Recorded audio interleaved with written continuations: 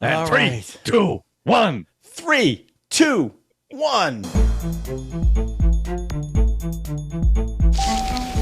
Yippee-Ki-Yay, mother. Welcome to the party, pal. Welcome to another edition of Yippee-Ki-Yay Mother Podcast. Oh. What's going on, Mother Podcasters? Hey, Ralphie boy. Hey, Ralph, how's it going? Hey. Hang on. I'm out of order. You're out of order. The whole trial is out of order. You're all out of order. Welcome to John, this that was- edition. Order. John, that was like watching George Hamilton do an Al Pacino impression. That was amazing. This was this film is my pick. It's Injustice for All. Pasty-faced people are so jealous. I know. Sorry. Yeah, I want That is cancer some tan you too. have. Welcome to another edition. We're about to do Injustice for All. Yep. Then we're going to spin the wheel. We have 2 left on the wheel. I believe it's Sean and Drew. I believe so. And then we'll do a round of what did you watch? Do you think any of our viewers would like to ask us questions on this show? Probably not. Yeah, why do we keep doing it? Maybe we should just ask our own questions on this show. Yeah. Sure. All right. Hello, everybody. How's it going? Going great. How Doing are well. you? Doing well, Ralph. How's it going? Ralph, whose house are you in? I'm in my house. Oh, interesting. Maybe we could do a second Indian Cinemaniacs show instead and just call it Indian Cinemaniacs After Dark. And then some of the racier suggestions that our fans come up with we could watch. Let's do that. Okay, so yes, we're going to talk about Injustice for All, which is the film I brought. Courtroom drama. And Sean, you said you hadn't seen this film. I didn't see it at the movies. I think I saw it actually on VHS as I was watching it again. Now you watch it on VHS, or? No, when I originally saw it. Oh, so you didn't see this in the movie theater? That's shocking to me. I saw this in Plus, the for movie. a Did you film guys, that was shot in Baltimore. Chris and Drew, did you see it in the movie theater? No, I was like 3 or something. Yeah. This came out in 79. Well, I so- wasn't that old. I mean, All right, so Injustice for Drew, All, are you obviously only starring. 20 or something? What? I think am Drew is only 47 20. years old. Okay. no, you're a Aren't pup. you the youngest one? Chris, are you younger than that? Oh. Yeah, Drew's the baby of the show. I am the baby. I didn't know that. By a small. Well, I'm 50. You're going to be 50 You're soon, 50? Chris? No, I am 50. Oh, wow. You're, job. You just seem so much older than that. You're Just holding your up very demeanor. well. You're holding up well. It's And the well beard. preserved. You are. All right, let's talk about this film. Injustice for All came out in 1979, starring Al Pacino. I'll list some of these other people because it was a lot of these guys, it's their first film, first major film. Directed by Norman Jewison, takes place in Baltimore. Co-written by Valerie, Curtin, and Barry Levinson. Barry Barry Levinson. His Another Were they Baltimore. married at the time? I All think they over it. were. I have no idea their marital status. They were. I mean, they were married. I think married, they yeah. wrote it together while they were married. Let me just throw some of these names out. Jack Warden, John Well, Forsythe, this wasn't his Lee first Strasberg. These were all in films before. Jeffrey Who was in The Tambor, I Godfather think with this was, Pacino? Godfather Part 2. Lee he was Strasberg. also his acting coach as Yeah. well. That's right. Yeah, he was everybody's what acting was his coach. name Yeah, I was in going to say he was Godfather all of 2? our acting coach. He was Linsky? No. Hyman Roth. Hyman Roth. I'm in Roth. And he played that scene with no shirt on because it was so powerful for an old guy. You know. had that much hair. and Jeffrey was really Tambor, curly. first film. Yep. Christine Lahti. Is that right? I forgot Yeah. she was in it. That must First have been film. one of the first films. Craig T. Nelson's first film as well. And then Dominic Chinese, also Chinese. known as Oh, come on. Uncle That's Junior. Italian. I was counting on you to pronounce it. I blew Come that on, one. man. He looked old Jesus. then, like he looked old. He always looked old. And Yeah, he I did. don't know if you guys noticed, Alan North was in there from what is it? Police Squad, Oh, I thought you meant Bob and Joe O'Bali. Morton. Joe Morton, Morton, from Terminator 2, a bunch of other stuff. Brother from Another Planet or something. I think he was his first film. He was in this as From well. the Justice League movie. Yeah, Was he that's in right. the Justice Cyborg's League film? dad. He's Cyborg's dad. And the other kid, And he was in the I wanna Cyborg talk movie, about, which is coming out in 2020. the guy that ended up in jail. I don't have his name. He was in The Warriors and Yeah. The Thing. Yep. Oh, yeah. Was it yeah, T.K. yeah. Carter? No. And he was unceremoniously taken Jeff off McCullough. the Warriors by getting thrown into the train. He was such a pain in the ass that they wanted to get rid of him. So anyway, all right. So Yeah, Injustice his for death All. in the thing was pretty awful too. So Yeah, his death in the thing was terrible. Injustice for All. Al Pacino in 1979. I think he was just starting to hit the Al Pacino. overacting Al Pacino. just starting to Pacino out. But this is this movie definitely is in its place in its time. I mean, it starts off with that the kids reading the Pledge of Allegiance, and then it goes into that disco tune that kind of sets the whole theme up. And it's a film about Dave Grusin, Dave Grusin. Yes. Right. very much of the period. So this is the inside baseball of the court system in Baltimore at the time, I guess, and trials and today. tribulations. What's that? And today. It's probably ongoing, but it's all the lawyers and the backroom deals they make for each of their cases.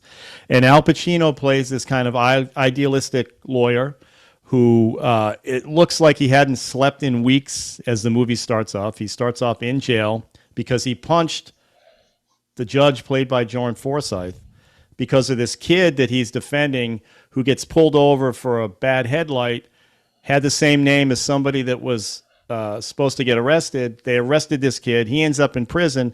Al Pacino's trying to get him out. John Forsythe is a rule sticks to all the rules and won't let the kid out because I think Al Pacino was 3 days late on something he had to file. So he punches the guy, ends up in jail. So that's how the movie starts. And then you realize all these clients that Al Pacino has, including Uncle Junior and a couple other people, he's trying to defend. And he's very, very left wing liberal. He seems like he's like a tree hugger guy. This guy, Al Pacino's lawyer. So he's defending transsexuals. He's defending Before it was popular. That's amazing scene with that kid. The movie starts with that guy ending up in jail playing the transsexual. It's pretty powerful. Anyway, I mean, everybody's seen this one, but the crux of the film is that the judge, John Forsythe, gets arrested for raping a woman and beating her up. He wants Al Pacino to defend him because politically, if he can get a guy to punch him in the face to defend him, this guy must be innocent. And I guess, spoiler alert, 1979, we know what happens. Turns out the guy was actually guilty. And that famous scene at the end, which I alluded to at the beginning, is him just giving the game up, Al Pacino, giving the game up and screaming about how I'm going to get this guy. You're not going to get this guy. I'm going to get him. Anyway, like I said, all these first-time actors in here. I think this film is a lot of fun. Jack Warden, I haven't even talked about him yet, playing the judge who wants the suicidal judge. The suicidal judge. Yeah. He's eating up on the 4th floor of this courthouse. Takes him on a helicopter ride, and he calculates enough gas to get halfway and then turn around. And just the characters in here are just a lot of fun. So I love this film, but I actually want to hear what you guys think. Sean, you hadn't seen it. In a very long time. It's unusual because it must have come out early in the year. Yeah. Because I got a girlfriend in 1979 and we went to the movies every weekend after that. Okay. So this is something we would have seen because it was shot in Baltimore. So must have happened before I started dating her. But I did see it on VHS, and I tell you, what's that? Yeah, I fell in love with this movie watching it. Just for the locations. I on jury duty, it seems, every year. And like when you looked at those rooms, I was in most of this was filmed at the courthouse in Baltimore. Yep. And those were the actual courtrooms. I was just on jury duty 3 weeks ago. And there's a shot of a thing, and they have those like wooden chairs with like the rounded backs with the spokes up them. They still have those chairs.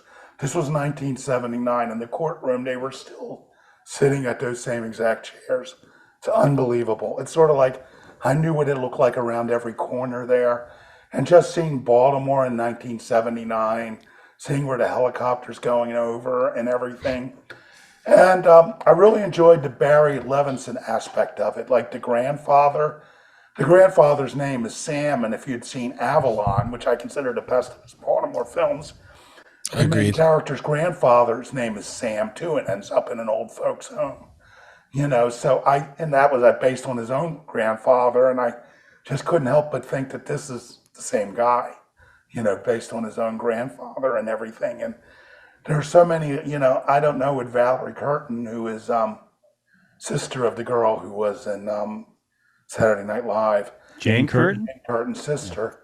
I'm sure they all did something, but, I was just seeing one Levison touch after another through this film. And to be honest, it's the little touches and the characters that won me over more than the plot. And because I think Lahti sums it up best when Al Pacino's partner, Jeffrey Tambor, played by Jeffrey Tambor, sort of goes crazy because he had gotten a murderer off, and then the murderer kills a kid, and he sort of has this thing of conscience, and he goes nuts, and it looks like he's going to lose his law practice.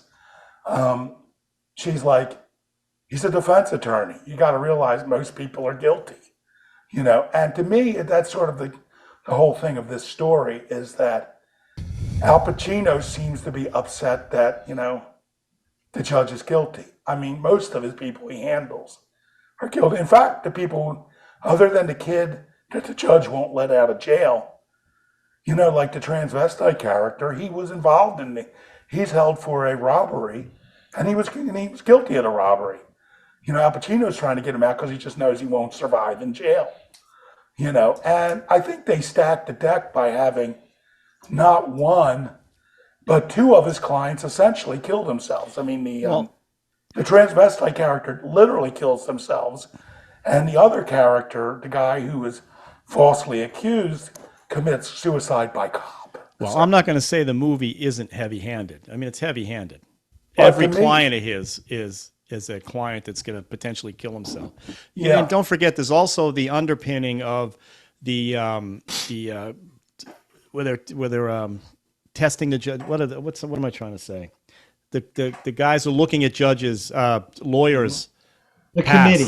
The committee to Investigating lawyers. investigating the lawyers. So that's the underpinning, which is why Jeffrey Tambor goes crazy, and Al's worried about him losing the practice because they're looking at him. And Christine Lahti was part of that committee, so he's getting information from her. So that's percolating through the whole thing as well. And he's completely right in his assessment that the committee is pointless because they're just going after these little people and they're not changing the underlying system, which is evident that this whole thing with the judge, it's like he's being pressured to handle it.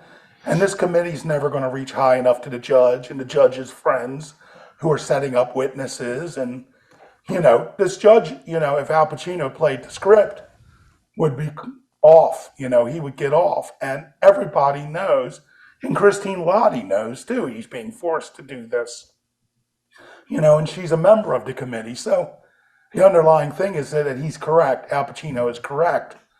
His character that it is all false because they're just going to get some little fish, in it. So it's all done. As he says, you're out of order. The whole system's out of order, which is one of the great movie quotes of all time. Yeah, whenever you talk about this film, it's about that last scene, right? But like you said, there's these little scenes that happen throughout the film that just make it a gem. Like where the guy's eating the lottery tickets. Yeah, it's one of the guy who swears all the time, and the judge said, "Is that? I don't understand. How does that make you? Because you're a douchebag. Because you're a douchebag, judge." And it's Jack Warden's going crazy. There's those little things. Jack Warden's great. I love Jack Warden. Oh, he's fantastic, right? I mean, I think this was right around the movie with Warren Beatty, Heaven Can Wait, and he was starting to come in. Anyway, he's in the movie you're going to bring too, which is he plays a great part in that. So I like those little scenes that happen and the little negotiations that are happening, and even the speech at the end that the prosecutor gives about this is my Super Bowl. Don't take this away from me. You're going to take the Super Bowl away from me. I just love all the little aspects of this film. Very heavy-handed, because like I said, every client he has, and even his grandfather's got dementia, so he's dealing with that. Like I said, he looks like he hasn't slept. You know, you're feeling all that. And that scene outside the garage after Ralph the transsexual kills himself and he goes after the lawyer that was supposed to help him is just quintessential Al Pacino. I mean, he's just spewing spit, and it's an unbelievable scene. And the way he eats the Chinese food for his date, it's just like he's Nice just over the date. top. Gets some carry out Chinese and goes back to his apartment. So good. You keep this up, I'm not going to sleep with you. Oh, Anyway, yes, you will. everybody else jump in. I could talk all day about this film. John? So this is one of my favorite Al Pacino movies because even with all his eccentricities, he is the least eccentric of anyone in this movie. It's everyone around him, and he's responding to it, other than a couple of scenes. But it's not his manic stuff throughout the entire film. The other thing you said, he's kind of liberal. No, I think his character. What I meant to say was idealistic. Idealistic. Well, yeah, okay, that I agree with. Everybody deserves a defense. Right. Yeah, he And believes that's in what- justice that's what and the he law. believed. So I love that. Now, I'm not from Baltimore, so I could care less about where it was shot. But the thing I liked about this film, as far as a courtroom drama goes, when you think of Hollywood courtroom dramas, it's a big case. It's a huge audience, you know, while watching the case. This is about the minutia of being a lawyer. It's about process. It's about motions. It's about making sure you do things on time. And it's not just Baltimore courtrooms. It's courtrooms across the country. That's what I really liked about this. It wasn't the high profile stuff. Now, the judge was a high profile case, but that really was the only one that was high profile. The rest of them were small peanuts.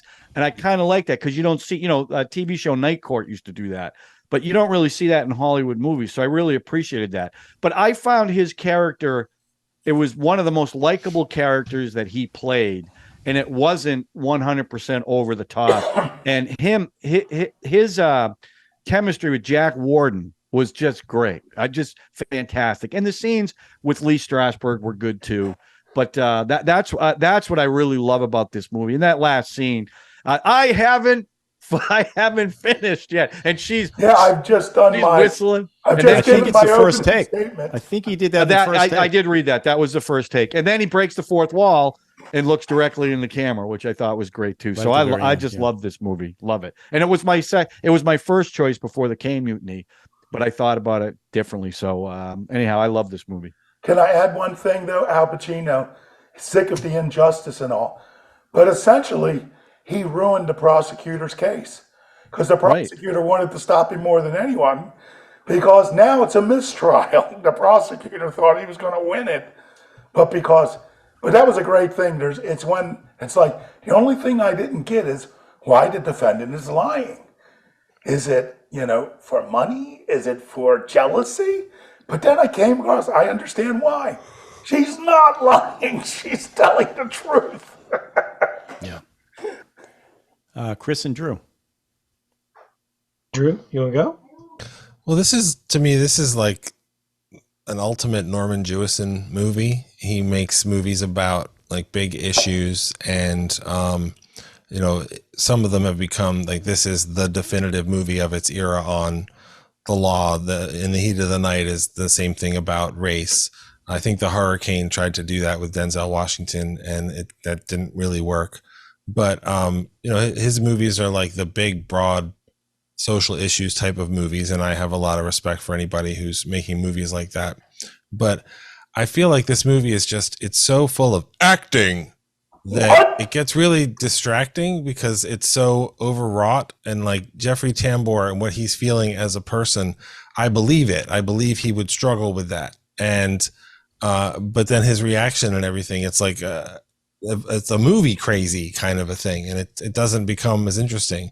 To me, Al Pacino is sort of the most authentically emotional part is what you could call one of his most overwrought parts. But when he beats up Arnie's car after Arnie screws up and his client hangs himself, I believe that completely, because that's what his character is trying to do. His character is trying to get everybody a fair shake, and he knows that this guy doesn't deserve to die, never mind to be put in prison for that. And he doesn't even say it because like he's too vulnerable like Jeff McCullough, who was his other client that dies in the movie, he was pretty vulnerable. And the movie is very frank. He says, I got raped. I got all these terrible things that happened to me. And he shouldn't have been there in the first place. So I liked that the movie was, as you said, that it was idealistic. I think there's a lot of fun performances. Most of them don't feel like real people to me. And anybody who flies and runs out of gas, I mean, come on, don't be an asshole. That's just irresponsible. He's suicidal. It's just irresponsible. You're doing what I do. You're trying to put reality in something that's just it's about real things. That's the thing. The movie is about real things, and the fact guy's that crazy. That judge is nuts. He's trying to shoot himself with a rifle right before. I mean, that's fine. Do it to yourself. Don't bring Al Pacino with you. And Al Pacino's acting in that was so ridiculous. I couldn't. Well, that helicopter wasn't actually in the air when they're doing the shot where you see Al. Well, sure, of course not. Yeah. So. Yeah. And they flew out of the state police helicopter pad, which is at Martin State Airport, which is where I used to fly out of when I took flying lessons and stuff in high school. And it's a really pretty place to fly and everything. But I remember my instructor, he said to me, whatever you do, anything that you do after I've trained you and I've worked with you, and I say it's okay for you to go and start flying solos, which is what I ultimately did. He said, anything you do, I will back you up. I believe that you will be making the right kind of choice, and I will be right there with you if there's ever any kind of issue.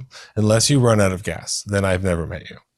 And so, like, it's just such a silly thing to do that with somebody else. That was the part that bothered me. You want to sit on the front of the building and fall off. You want to shoot yourself. That's your own thing.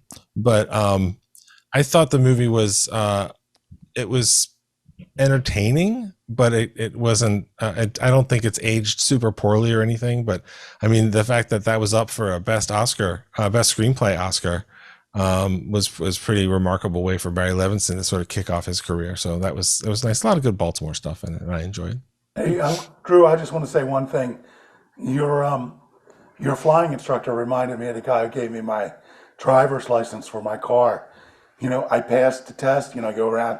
As he's getting out of the car, he looked at me and said, "You're going to kill somebody in a car," and just closed the door.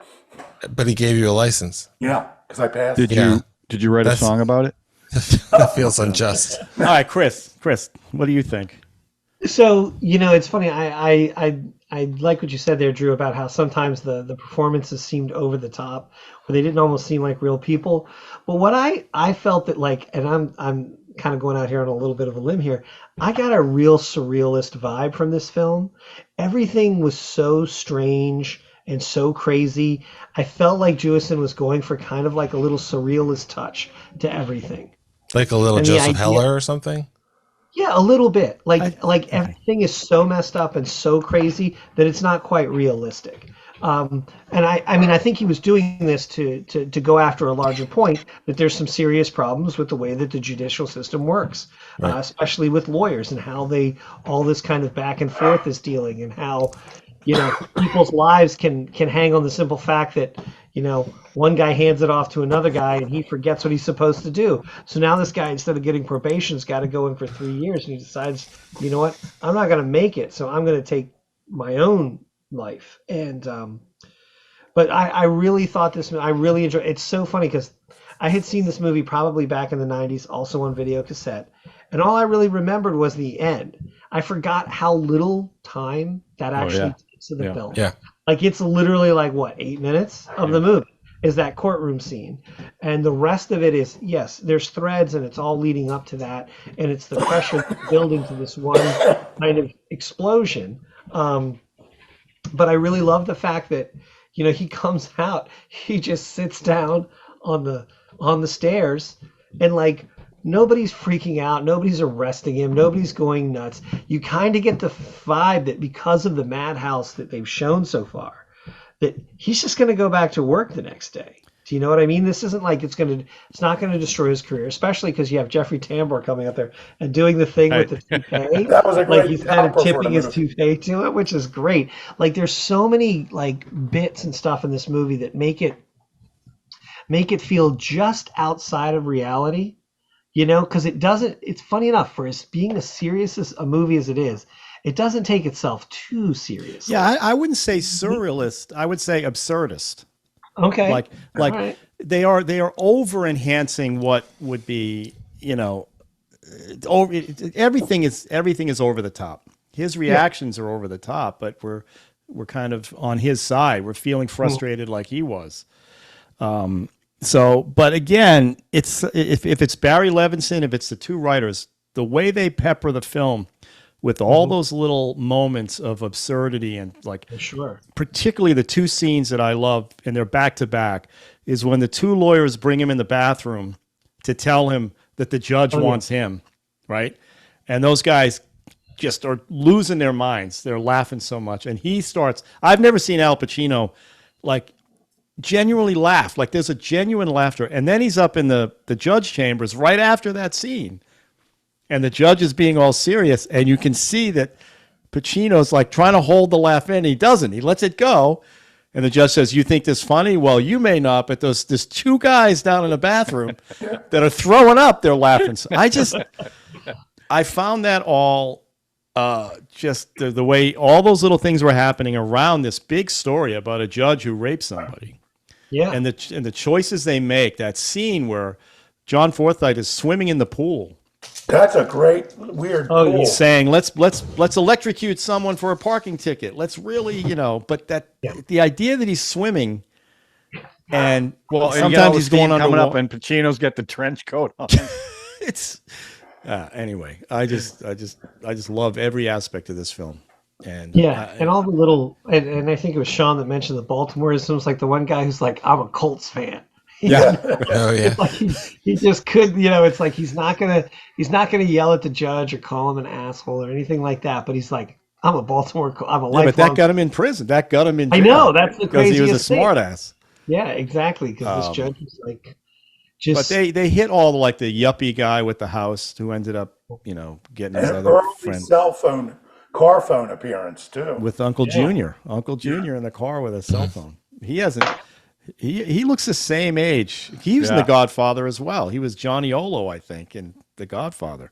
So he's been around too. I think he's like Larry David. He just looked like that when he was 28 years old, and he still does. Same as Jack Warden. Jack Warden kind of looked the same. Every Gene scene Hackman Jack has Warden, that same thing too. Every scene Jack Warden was in, I loved. I just thought he was terrific. Wasn't he nominated? Wasn't he nominated for Best Supporting Actor in this? I don't know. Maybe I thought he was. We should look that up. We'll put it in the comment section. Nominated for the two nominees Oscars. were Al Pacino for Best Actor and Valerie Curtin and Barry Levinson for Best So he wasn't. Screenplay. I swear he was. Maybe it was Heaven Can Wait. He was nominated for Heaven Can Wait, right? That I'm not sure. Yeah, I don't know. Maybe that's what it was. So anyway, I just love the film. That's it. Anybody else have anything you want to say or any scenes you want to call out?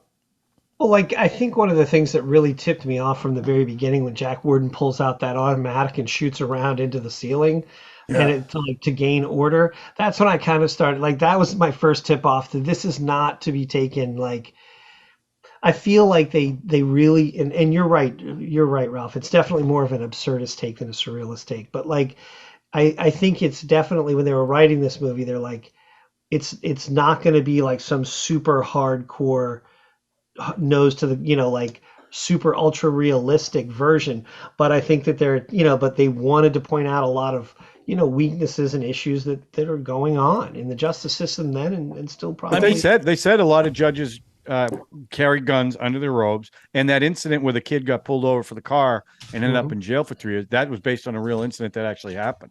Oh wow. So some of the stuff is based on reality. Well, they spent a lot of time. Well, it still happens. In the courthouse. They did a lot of research. Yeah. But, if you look at all the characters, there's only one likable lawyer, and that's Kirkland. That's Al Pacino. That's everybody else gets some, even the guy, the reason those lottery tickets were being eaten is because Al Pacino's not paying attention, and the prosecutor's hitting on some woman.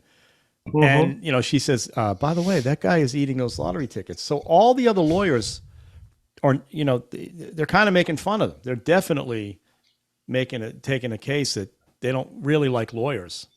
And, this was Al the first Pacino movie, might be this. This was the first movie of Al Pacino's that I've seen where he's reacting to everybody else versus everyone reacting to him. Because that's really what was going on the entire movie. You're seeing it from his point of view and all these wacky people around. Now he explodes at the end with that big scene, but it's not a typical Al Pacino movie where everyone reacts to him and like Godfather, Scent of a Woman. This was him reacting to everybody Devil's else. That's what I Advocate. liked about it so much because it was so different for him. But Hey, I will that'd say be a this: good choice for this series. what that is a lawyer. True. Yeah. But I think one of the things is, and I would love to have seen this movie without knowing that big scene at the end, because I'm sure even when I saw it the first time, I had already heard the, you're out of order, the whole thing's out of order, and you're kind of waiting around for that scene to show up, because I think what had happened up until that point, I'm sure that when you're in the theater for the first time, like we've been conditioned, that here he's going to do the right thing by giving this guy the proper defense. Right. Instead, he goes no, and he just goes nuts. Right. Well, and but he doesn't start off nuts, right? He starts off very calmly. Yeah. So that's why when it does happen, it's. I mean, I can't imagine like watching this completely fresh and just being like completely, blindsided by that blow up. Because you think he's going to do something maybe super sneaky and allow them to get what show them the way. Kind of to, undermining, because he's already undermined one of his clients. Right. We know that. I don't know what I was thinking when I first saw this, how he was going to get out of the fact that he's got to defend this guy. Did you see it in the movies? Yeah.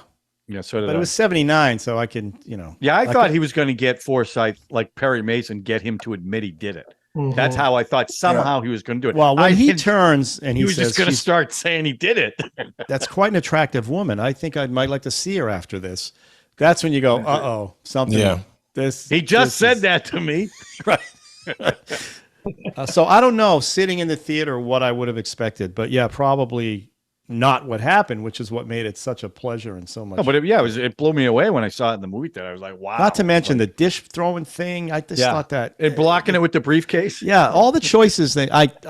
I found the choices to be right on. All right the on money target, was on the so. scrane too. I mean, you could A see lot it. of money on there. A It's lot of true. dishes. A They threw lot a lot of of plates. A lot of Those plates. cost some money. The wig he was wearing. And I also want to say, like the men's room, curiously unchanged as of 3 weeks ago. I'll bet. Yeah. It looked exactly the same. They did not build a set for that men's room. That's what. All right. Yeah, I Well, read that they they must built have really sets for something, tied but up I don't know what they built sets for. Probably the apartment Yeah. that they were in.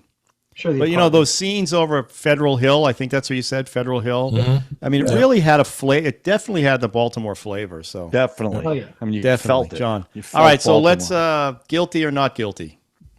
Guilty is Not good. Guilty. okay. Not guilty for me. Not Guilty. You're out of order. Yeah. Not guilty. Yeah, not guilty. Sure. Yeah. Not guilty. There you go. Just a Drew, that looked like a reluctant not. Yeah, Yeah, fun. that It was was just just a not fun a movie for ringing Drew. endorsement. I'm not excited about it, but I mean it's a fine. We'll call it a film. It's mistrial fine. then. No, because nobody didn't do their job, or Ralph did a good job representing his client, the film. So I don't think there was anything amiss. He brought on some good witnesses. Yeah, there was no perjury or anything. So Boy, that I'll poor allow guy, it. Jeff McCulloch, he dies in every film he does. Yeah. That was a great Yeah. scene too when he stood up. That was a great scene. Again, in hindsight, this movie is very heavy-handed. I mean, it is just like sledgehammer.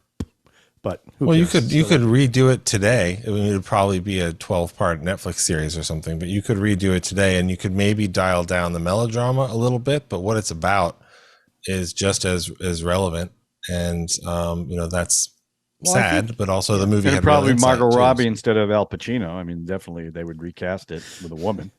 Yeah, Barbie. Barbie would be the lawyer. Yeah, of course they'd have to. Oh, right. You haven't You know seen what? that, so you The don't know. judge would be a woman. You could do worse than looking at Margot Robbie for Christine Lottie would stay a woman. So that Lottie would or work. Lottie? They could How keep- do you say her name? That's Lottie. okay. Christine Lottie.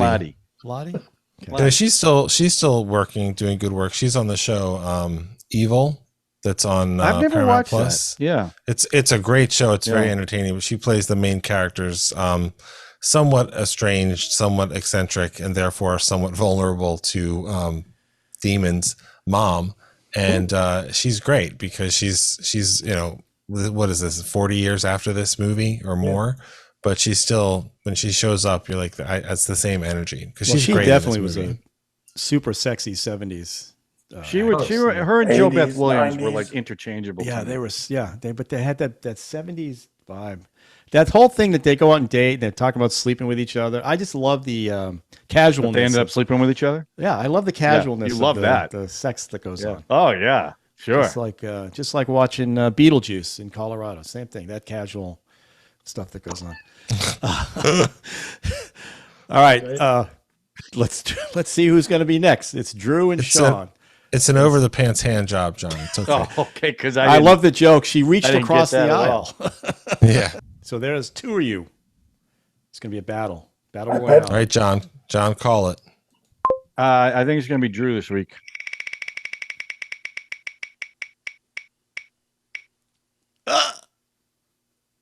Good job, John. Now I'm going to have to write a song about this. There you go. Drew. Right again. John was right. right. Good I had job, a John. 50-50 shot. You know what I'm saying? All right, Drew. What are you bringing? So I'm bringing something a little different. It's a television series called She-Hulk that John has. I'm just kidding, John. I wouldn't do that to you. Oh, thank you. Oh my god. I would love to rewatch that, by the way. Well, I good, haven't enjoy seen it. it. Yeah. I haven't seen it. I've just seen John's reaction to it. Although the movie I am bringing does have Tatiana Maslany in it as a young version of Helen Mirren's character. I'm going to bring the movie Woman in Gold from 2015. It's streaming on Prime for all of you. It stars Helen Mirren and in a rare and effective serious role, Ryan Reynolds. Daniel Bruhl's in there too, and Helen Mirren plays a woman. It's based on a true story whose family lived in Vienna, and they owned the Woman in Gold painting by Klimt. And the subject of the Woman in Gold was her aunt, who is, I believe she's played by the actress who played Faora, who worked for General Zod in the Man of Steel movie. She's very striking. It's a great comparison to the picture. But in Vienna in the 30s, the Nazis united with Austria, and eventually her family was destroyed, and she escaped, and the painting was stolen. And in real life, she said, "You know what? That's wrong. That's my family's painting," and she sued to get it back. So it's about this international legal case and about who's right and wrong and what does justice look like across time and across all these different things. Is Ryan Reynolds a lawyer? Ryan Reynolds is her lawyer, and it's very interesting. It's there's a lot of good movies about real legal cases. I was torn between this and Philomena, and this has, I think, more of the courtroom scenes and things like that. So I decided to go with that. But it's I'm sorry that it is from the 21st century. I know that that's not everybody's first choice, but I think it's worth a watch, and it should be a good discussion. Has anyone seen it? I have not seen it. No. I did want to see it, so I'm glad you picked Oh, it. well, I wanted to see it too. Yeah, I wanted No, to see I it. wanted to see it I didn't know. first, though. It's called Women in Gold. It's called Woman in Gold with Helen Mirren. That's and Ryan good. Reynolds. Most of us haven't seen it. That's good. I like when we see a movie.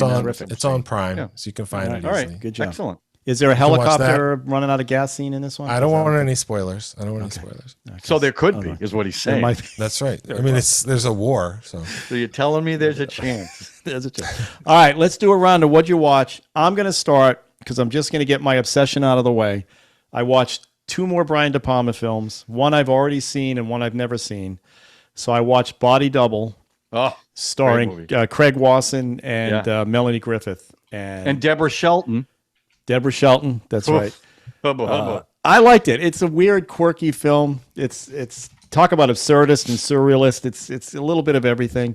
But if you like Brian De Palma, it's right up your alley. And then I rewatched Blowout, which is just One of I my think- favorites. and I think it's one of his best. And being a film person, the scenes where people are recording things and just the movie business in general is just a lot of fun. And it's got that ironic ending. And we know, I don't know if you've seen the film, but the ending is just a gut punch that is brilliant. So I'm just obsessed with him for some reason. That's all I've been watching. So there you go. So Sean, what about you? What'd you watch? Well, it's sort of something like Woman in Gold. It's Austria and the Nazis taking over. Debbie wanted to watch Sound of Music, and how could I resist? It's one of my favorite things. Yeah, well, those were a few of wow, them. that's so good. That's what she brought to the first Ladies' Choice was Sound of Yeah, Music. but we got watched it on Blu-ray this time. Oh. No, So the hills really come alive? Yes, they were. They looked beautiful. And what can you say? They called it The Sound of Money when it came out because it made so much money. It's it's a film that really works. I mean, they Yeah, I got to admit, when I watched it for that Nuts. show, Yeah. I enjoyed it quite a bit. Well, It's one not a thing rewatchable. Like I wouldn't Yeah. watch it once a year, but I was looking for something in specific for it. A friend of mine said that they removed, like the nuns and all, they removed all crucifixes. They were all wearing crosses when nuns normally would wear a crucifix. The difference is a cross is just a cross. Crucifix has Jesus on it. And they said the production removed all crucifixes. But that's not true. In the Mother Superior's office, there is a crucifix, and where she sings "Climb Every Mountain." And you know what? It's really weird. It's like how dark some of those scenes are. Like when she's in the Mother Superior's thing. I guess it's to show the difference between if she were to become a nun, she'd be in this dark cloistered place as opposed to this bright, airy outside and all. So, but I mean, it really works. It's Robert Wise. It's Ernst Lehman wrote the script, and won an Oscar for it. He wrote West Side Story and North by Northwest. Great writers, great director, great cast. I mean, look at Julie Andrews. If she only just did that and Mary Poppins, she'd still, she'd be a legendary actress. isn't that What about Christopher Nicholas Plummer's- Hammond, TV Spider-Man? I mean, come What on. about Victor Victoria? It was awesome. And Good what film. about Good call. and what about Good call Angela on that one. Cartwright? Yeah. Lost in Robert, Space. who is that? Rockford Files was in that one. Victor Victoria. Yeah. Yeah. James All right, Garner. so Sound of Music. Talk about a film from last century. How do you solve a problem like Maria?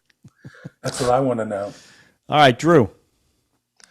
Well, I also saw a movie from last century. I took Kelly to see her favorite movie. It's called Rocky, and it was playing at the outdoor pavilion, Merriweather Post Pavilion, with live music by the Baltimore Symphony Orchestra. Oh, wow. So that was just super fun. It's good if you've seen the movie before because the giant, wonderful concert venue is not really built for small, subtle film dialogue.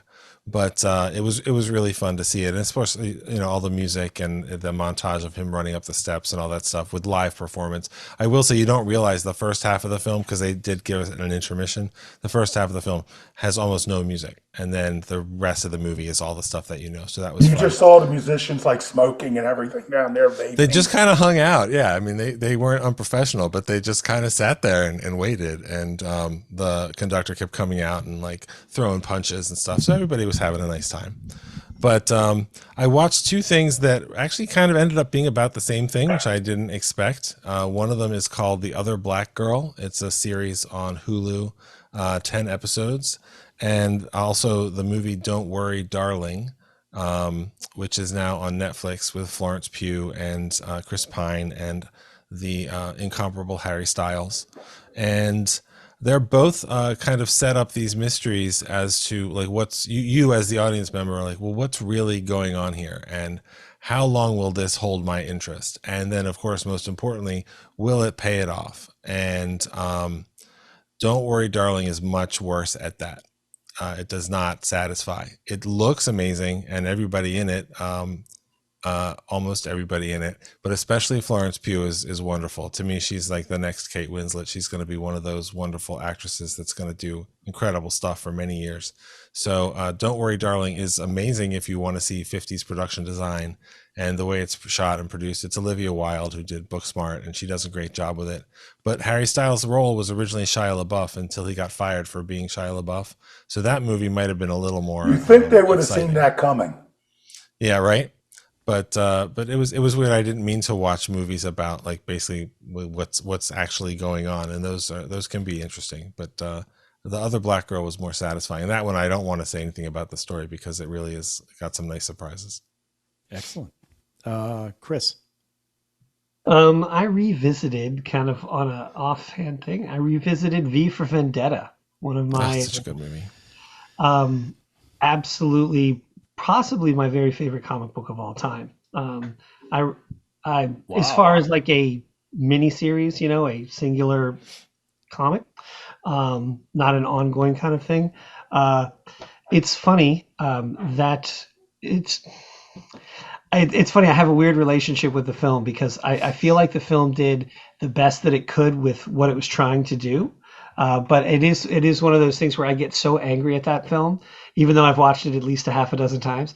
I get so angry because I feel like even within the structure that they built narratively, there's a few things that they could have tweaked that would have elevated it to something really great. And while a lot of people love it and a lot of people have a lot of love for it, I feel like it's only like 60% of what it could have been. And I'm talking about dialogue changes. I'm not, and the way that an actor plays a part and the things they do with the characters. I'm not even talking about changing it from a narrative structure. I'm simply talking about changing a few lines of dialogue and changing the way a character is portrayed and, the way the actor portrays said character.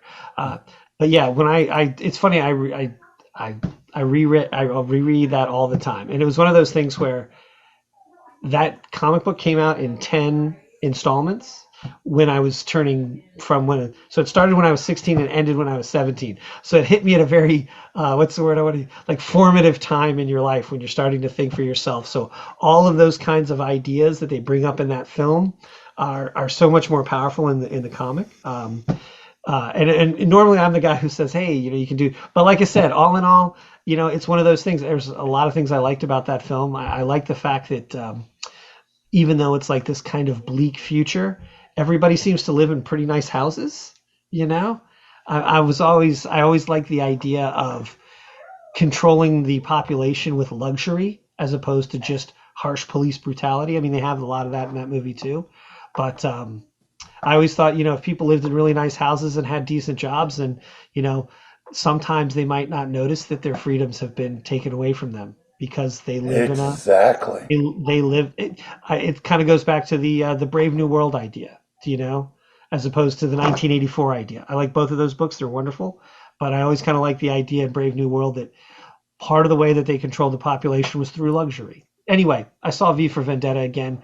Like I Chris, said, who did Hugo Weaving replace? His voice replaced another actor. Do you know who it was? I believe it was Doug Ray Scott.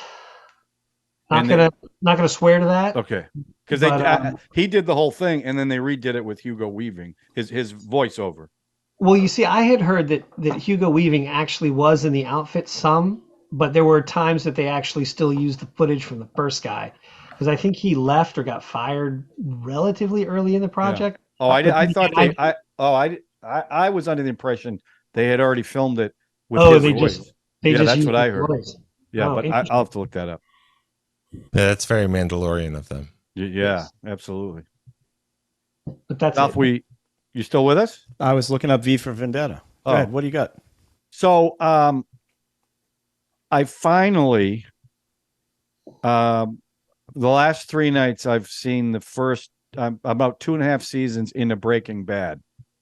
I've never watched it, and I am about as anti-drug as you can be, and that's part of the reason why I really didn't have a desire to see the show. Because I find some of that stuff pretty disturbing. But I'm loving it. I'm loving the performances in it.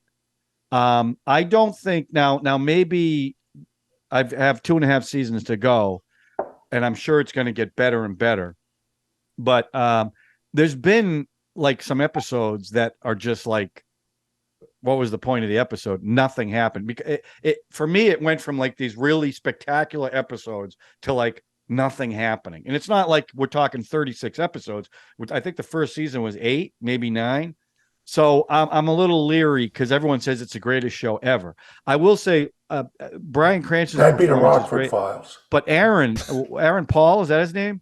Yeah. Yes. Jesse? I mean, yes, bitch. He is unbelievable. I mean, his character arc that I've seen so far is like, and when, I think everybody's seen it. When his girlfriend ODs, that scene the next day was incredible. I mean, his performance was incredible. But I have to say, I am enjoying it, and I'm running through it pretty quickly. So I'm really looking forward to finishing it off. And it's been a long time. Everyone's told me to watch it. My wife loves it, but I've been hesitant to watch it, and I'm glad I finally watched it. I Try watching it while taking some meth. It's you joke about that, but to me, I find that incredibly disturbing, and I don't like to watch it, to be honest with you. I don't. I mean, that's part of the reason why I didn't want to watch it.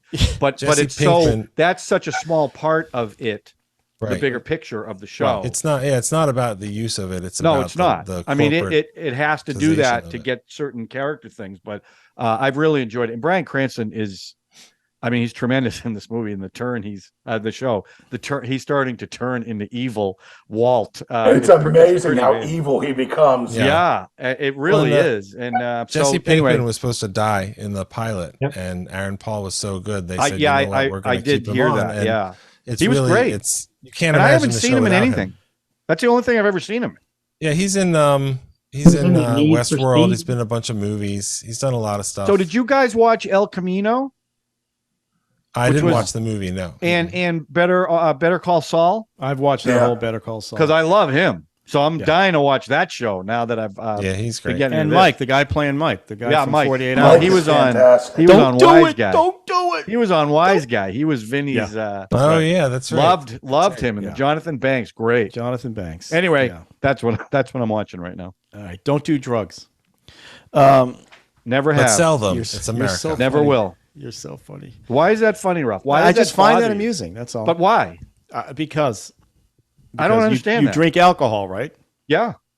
Well, Well, there you go. one of my favorite characters on that show is Hank Oh, because yeah. he's Funny. the law. You're supposed to be rooting for someone in his position, but he's also kind of a blustery douchebag. Well, he's a bit of a racist too. Yeah, but of all the characters, where they take him, I thought was almost the most fascinating. And there's characters that you haven't spent that much time yet that you'll never forget. So it's exciting that you're doing. Well, I felt that way about That's his really wife, Skylar, the woman playing. Yeah. Like Well, when now- I first, she's well, amazing. Yeah. She was like non-existent for most of the first two seasons, but now you're seeing a whole different side of her, Right. and it's great tension between the two. and of them. that Saul character was supposed to be in there for one show. Yeah, well, And he he's just great. killed it, and I mean, the rest he is lights history. up every scene he's in. He's just So Yeah, I always like the guy who becomes Cranston's assistant, kind of the tubbier guy who's like, Yeah, he's the amazing. guy, he's the chemist, he's the chemistry, and there's that great, I don't know, I don't want to get too into it. Like, do you know where? I don't know if it's happened yet, so I won't. Yeah. He's I not think back that to may be- cooking yet, Yeah. Oh, okay, so that's Is where that- I am. okay, But he's about to be. Yeah, because I was about to say that guy. I always like that guy. He's like, I'm a libertarian. I'm a libertarian. He's basically like, Well, all the characters are really colorful. I mean, they really that's a are. dude from Billions too. He played the second guy in Billions. He's really good. You talk about the chemist they hired, yes, to help Gus help- Fring or whatever his name. That Gus- yeah, guy. That's Gus his name, Fring Gus Fring, hires him to help out. Yeah, Yeah, that guy's good. He's always good. So, all right, Breaking Bad. Welcome to the club. That was Yeah. 12 years old. I believe me. I know. I waited like I till it said, was Rose off keeps the telling me air, to too. watch. And I don't want to watch that, but I'm glad I did. That shows the classic example of a show that was on television and people saw it and thought it was good, and then it was on Netflix and it blew up and became a big thing. Unfortunately for it, I think it was on Netflix while it was still on the air, because I didn't watch the first season or two. Yeah, and if then you've I seen discovered everybody else. Aaron Paul on the picket line, he gets no residuals from Netflix for that thing Right, being on there. right. Yeah, it's just You know, I it's also say insane. the way it's shot very cinematically Oh, for yeah. a TV show. Oh yeah. Yeah. Watch Better Call Saul. They do. Well, stuff I will on that once I'm one done with that's- this. You know, and they're shooting things. You go, why are they shooting like this? And then you find out something down the Right. road, and it goes, that makes sense. And Yeah. it's a brilliant stuff. Yeah. All right, so there we go. Next week's film is Woman in Gold. Woman in Yeah. Gold. That's Brought going by to get you Drew. subscribe, hit the Awesome. notification button, hit the like I button. thought it was right. women share wrestling. the videos. Women in Gold, LeMay Wrestling. Women. Is that what you thought? Yeah, it that's was? from Goldfinger, right? Yeah. Yeah. So, That's right. all right, everybody, have a good week. Stay safe. Ralph, you take it easy, man. Get some sleep. Seriously. Go Baltimore Orioles. Now that Yeah, I'm an Orioles. Orioles. Fan. Next Since the week Red I'll have my Sox are out- Baltimore shirt I'm going to be wearing. Since the Red Sox are out, I'm rooting for Baltimore. I do not want Houston. Do you remember the last time we were in Baltimore watching Red yeah, Sox? Yeah, I know. I was very traumatic for me, Ralph. My life was never going to be the same because I read the book and you'll see I needed 66. psychiatric help after it because I was so John. devastated by this loss. John, you know what might have made that be a little smoother and a little easier for you to deal with?